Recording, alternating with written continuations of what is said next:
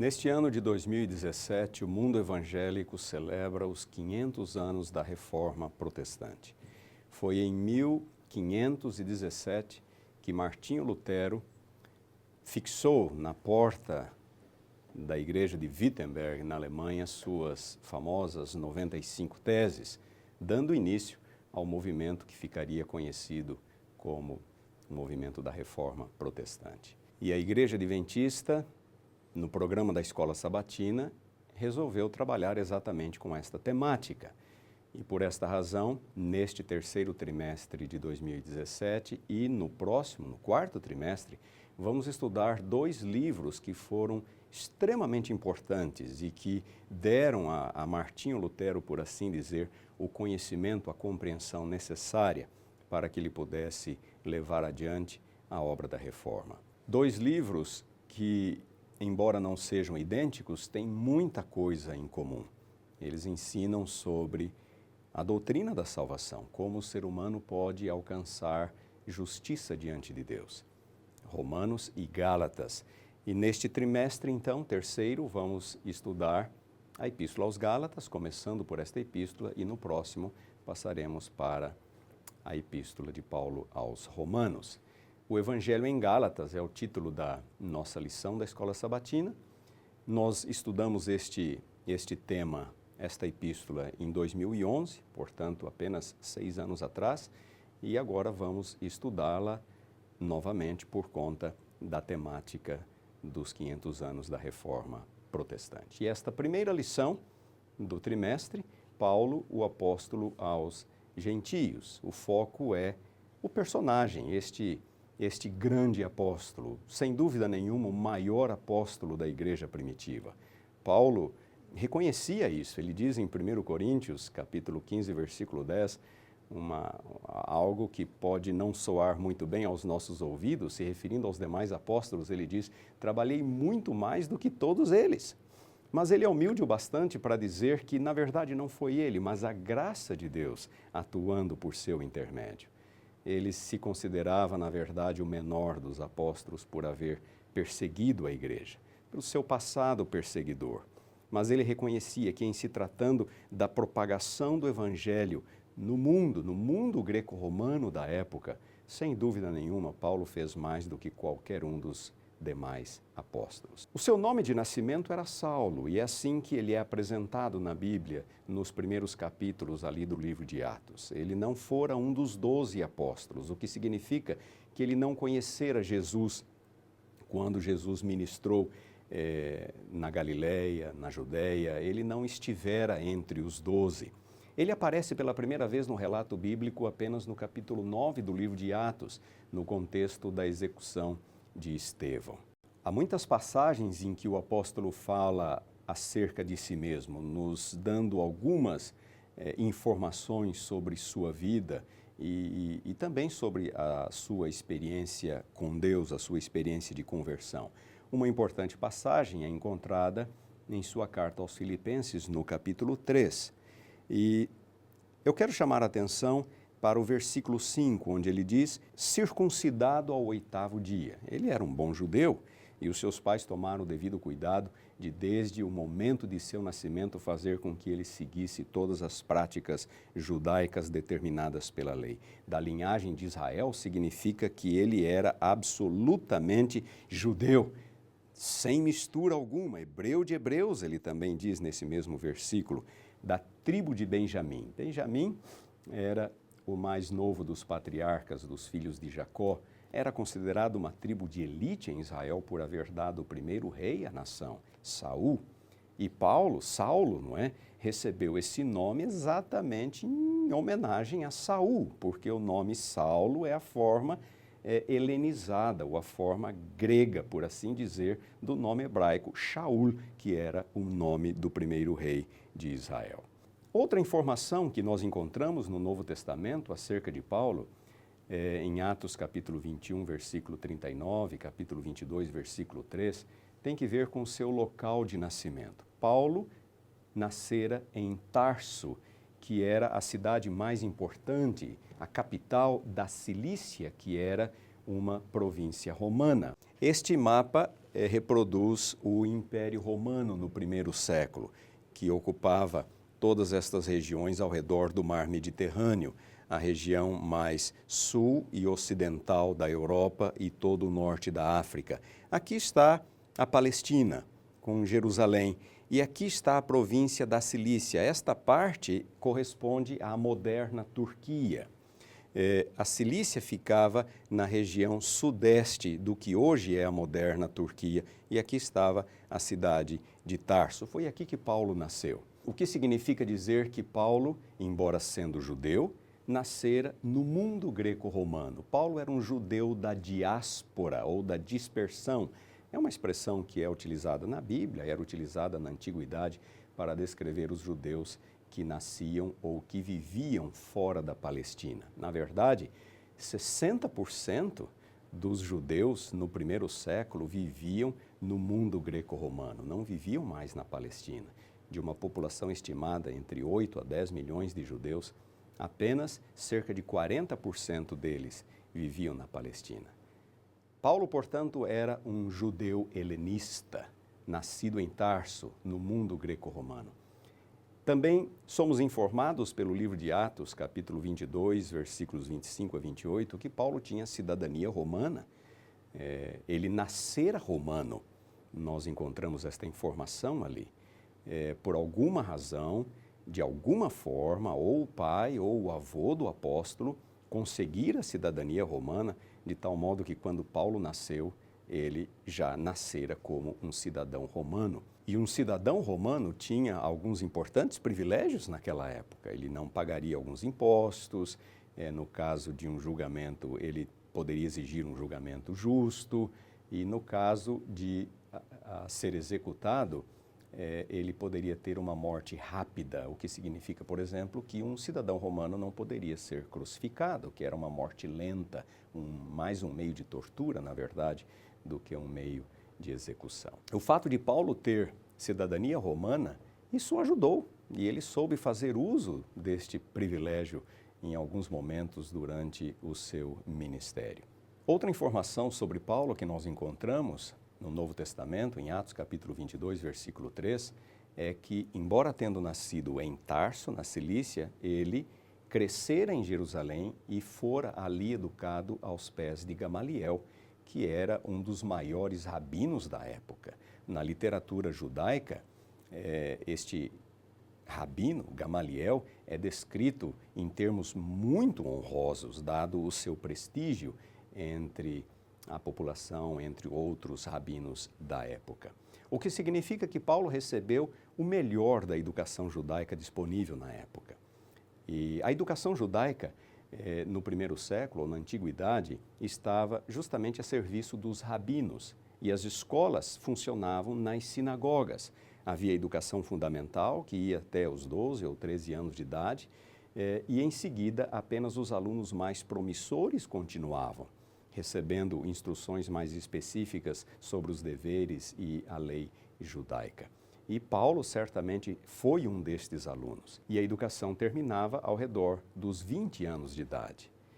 E Paulo, portanto, recebeu o melhor da educação judaica disponível na época. Ele era um fariseu, Filipenses capítulo 3, versículo 5, aquele texto inicial que nós lemos, que era uma das seitas mais rigorosas do judaísmo.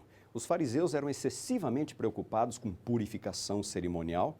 Interessante que Deus exigira ou dera certas leis de purificação para os sacerdotes, mas os fariseus raciocinavam assim: se estas leis são importantes para os sacerdotes, então elas são importantes para nós também. E eles se submetiam quase que a todo o ritual de purificação destinado aos sacerdotes. A outra característica dos fariseus era a obediência. Eles eram extremamente obedientes, rigorosos nos mínimos detalhes da lei.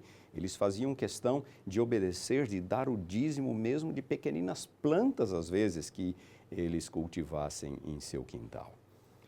Uma informação importante sobre Paulo é que ele não conhecia Jesus. E aqui surge a pergunta: como pode Paulo ter crescido em Jerusalém, ser educado por Gamaliel e não ter conhecido a Jesus? Uma possibilidade é a de que Paulo tenha completado os seus estudos rabínicos ao redor dos 20 anos de idade, um pouco antes de Jesus entrar em cena, um pouco antes de Jesus iniciar o seu ministério na Palestina. E então, Paulo pode ter retornado para Tarso, na Cilícia, onde ele recebeu sua educação secular. Porque nós temos algumas pistas em seus escritos de que Paulo era versado em algumas disciplinas seculares, como retórica, direito e filosofia. A linguagem de Paulo nos permite chegar a esta conclusão.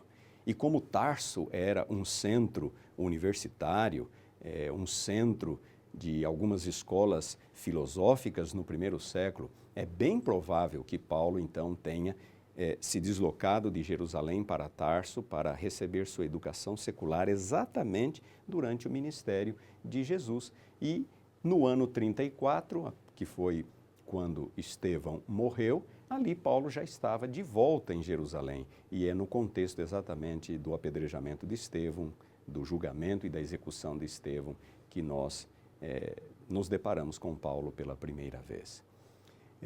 Naquele momento, logo que Paulo aparece em cena, ele é um inimigo da fé cristã, é um opositor. E o grande problema para os judeus da época, especialmente para Paulo, tinha que ver com a messianidade de Jesus. É Jesus o Messias? Os judeus achavam impossível que Jesus fosse o Messias, especialmente por causa de Deuteronômio capítulo 21, versículo 23, que diz: maldito todo aquele que for pendurado no madeiro. Jesus morrera no madeiro. Como pode Jesus ser ao mesmo tempo o Messias, o escolhido de Deus e o maldito de Deus? Para os judeus era uma contradição de termos, Jesus ser o Messias. Outro ponto tinha que ver com o aparente desprezo de Jesus para com o templo e a lei. Na verdade, esta era uma interpretação muito equivocada. Jesus foi contra o mau uso do templo. Jesus era contra o mau uso da lei. Para os judeus, porém, parece que Jesus estava afrontando aquilo que havia de mais sagrado no judaísmo. E, portanto, para Paulo, em seu zelo, Jesus não deveria, na verdade, ser considerado um herege, e por conta disto, a sua execução, a sua morte, fora merecida. E é por isto que Paulo não podia suportar que as pessoas, que seus conterrâneos, como Estevão e outros, pudessem ser seguidores de Jesus. Estevão era um líder na sua comunidade e por isso Paulo liderou a execução de Estevão. E em seguida se tornou um perseguidor da igreja. Para ele, o judaísmo precisava ser purificado desta heresia deletéria, danosa, não é? Que ia contra, na sua opinião, os pilares da fé judaica. E então, o texto Atos 9 diz que Paulo vai ao sumo sacerdote e pede a ele cartas para que ele pudesse ir às sinagogas de Damasco. Como eu disse, havia judeus espalhados por todo o mundo greco-romano. Damasco era uma importante cidade que ficava ao norte da Palestina. E no momento em que Paulo vai ao sumo sacerdote e pede cartas para ir às sinagogas de Damasco, atrás de judeus cristãos, não é? Paulo se torna um apóstolo, um xalia. Um xalia era um apóstolo do sinédrio, um apóstolo do judaísmo. É exatamente o que Paulo se tornou no momento em que ele recebe do sumo sacerdote cartas para ir a Damasco, autorização oficial. Paulo se torna um apóstolo do judaísmo. Paulo, portanto, foi um apóstolo judeu antes de se tornar um apóstolo cristão. E ao estar se aproximando de Damasco, o improvável aconteceu, não é? Paulo tem uma visão de Cristo, Jesus o chama de modo especial para ser apóstolo aos gentios e então Paulo inicia sua carreira missionária. Ele tinha cidadania romana, o que seria um trunfo para ele. Ele falava o grego, por haver nascido no mundo greco-romano, ele era fluente em grego. Paulo conhecia a cultura greco-romana melhor do que qualquer um dos demais apóstolos, e tudo isto foi importante para que Paulo se tornasse o grande apóstolo em que ele se tornou.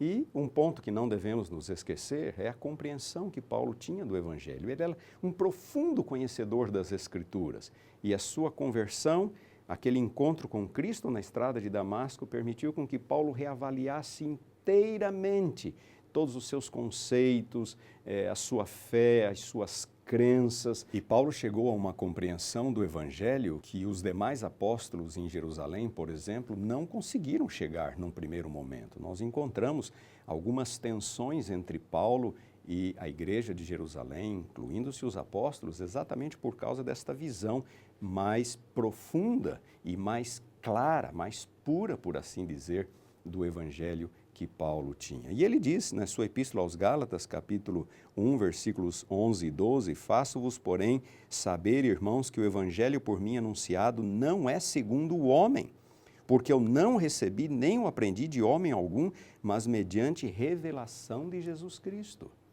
Paulo falava com a autoridade de alguém que havia sido instruído por Deus, que havia tido revelações de Deus, um encontro especial com Deus. E o tema desta epístola aos Gálatas é exatamente o Evangelho, não é? A ênfase de Paulo na natureza do Evangelho, como que o ser humano pode alcançar o favor de Deus, a graça de Deus, justiça diante de Deus. Paulo, ao dar esta ênfase em Gálatas, em Romanos, em Coríntios também, em algumas outras passagens, ele estava, na verdade, lutando contra uma tendência que havia na Igreja Apostólica, visto que praticamente todos os primeiros cristãos eram judeus, eles eram fortes e eles tentavam trazer para dentro do cristianismo os seus conceitos, as suas práticas. E havia aquele grupo, a quem nós chamamos de judaizantes, que era um grupo de judeus de Jerusalém que ia uma espécie no encalço do apóstolo, não é, em suas viagens, desfazendo o seu evangelho e ensinando um outro evangelho, ensinando justificação pela lei, pela guarda da lei. E Paulo teve que lutar contra isto, não é? Gálatas é uma epístola em que Paulo escreveu contra a obra dos judaizantes. Romanos é outra epístola.